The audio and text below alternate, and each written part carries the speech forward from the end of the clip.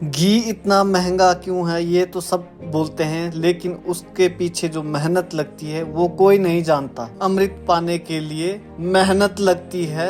जहर तो आपको कहीं भी मिल जाता है, मिलावटी चीजें तो आपको कहीं भी मिल जाएगी। चलिए आज मैं आपको बताता हूँ क्यों हमारा घी इतना महंगा है। मैं अपने घर से करीब 110 किलोमीटर दूर रहता हूँ। मैं सुबह 5 बजे जा रहा हूँ घर घी लेने, जो ऑर्डर आए ये बस के लिए जा रहा हूँ। सुबह 5 बजे 5:30 बजे बस होती है। उसके बाद मैं पहुंचा सोलन के कोटला नाला में। कोटला नाला में कोई बस नहीं आई 6:30 बजे तक। फिर मैं वापसी रूम आ गया। फिर दिन के 12 बजे तक बस का वेट किया। फिर बस मिली। उसके बाद बस में धक्के खाने के बाद मैं राजगढ़ पहुंचा। फिर राजगढ़ में आधे घंटे घूमा, क्योंकि वहां से बसेस अपने टाइम पे जाती है हमारे साइड। फिर बस में बैठा, फिर बस में चला गया। ये देख सकते हैं आप हमारे हिमाचल के डिस्ट्रिक्ट सिरमौर का किस तरह से व्यू है। और सड़क देख सकते हैं आप, कितनी पतली सड़क है। सिंगल रोड है और ऊपर ढांक, नीचे ढांक और बीच में रोड है। इस तरह से ये मेहनत होती है। एक छोटा सा स्टेशन है मेरे घर से करीब 22-25 किलोमीटर दूर है, खैरी। फिर वहां पहुंचने के बाद मैं बस से उतर गया था। फिर बस से सामान वगैरह उतार दिया था और उसके बाद बस दूसरे रोड से जा रही थी। फिर मैं उतर गया। यहाँ पे मिला मुझे मेरा दोस्त टिल्लू और ये बहुत प्यारा था। उसके बाद यहाँ से कोई बसेस नहीं थी हमारे घर के लिए। फिर मैं नदी किनारे चला गया थोड़ा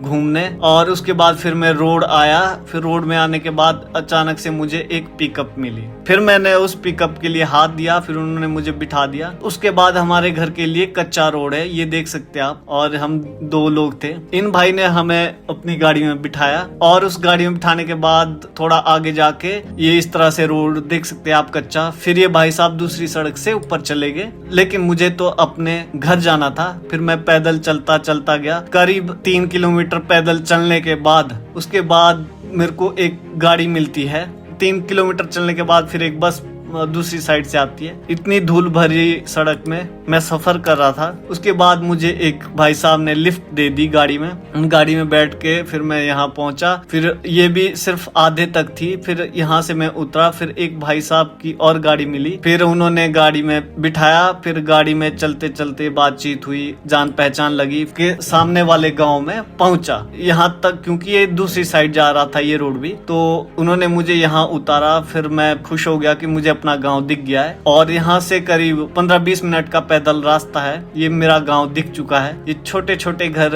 हमारे किसानों के बहुत प्यारे हैं। छोटा सा गांव है और जिस गांव में मैं खड़ा हूँ ये भी गांव है एक छोटा सा किसानों का। यहाँ पे ये पहाड़ी अखरोट लगे हैं, बहुत ही प्यारे हैं। ये हमारा जंगल है, ये देख सकते हैं आप जंगल कितना प्यारा है। पहाड़ों के बीच हमारा छोटा सा गाँव बसा है। ये स्वर्ग तो नहीं, लेकिन स्वर्ग से कम भी नहीं। फिर मैं अपने चाचा जी के घर गया। फिर वहाँ पे उनके माता जी खाना बना रहे थे और उसके बाद मैं चाय वगैरह पी। उसके बाद मैं करीब 8 बजे अपने घर के लिए चल पड़ा। रास्ता इतना सुनसान था और घनघोर अंधेरा भी था और जंगल और कुछ खेत थे बीच में। रास्ता दिखना मुश्किल हो रहा था। पत्थर और पानी के बीच से जाना पड़ रहा था। आधे घंटे का पैदल सफर करके 8 बजे से लेकर 8:30 बजे तक सफर करने के बाद मैं अपने घर पहुंचा। फिर माता जी से मिला, फिर पिताजी से मिला। फिर अपने रसोई घर में मैं और माता जी ने बातचीत की कि कैसा काम चल रहा है। उन्होंने पूछा क्या है, क्या दिक्कतें आ रही है,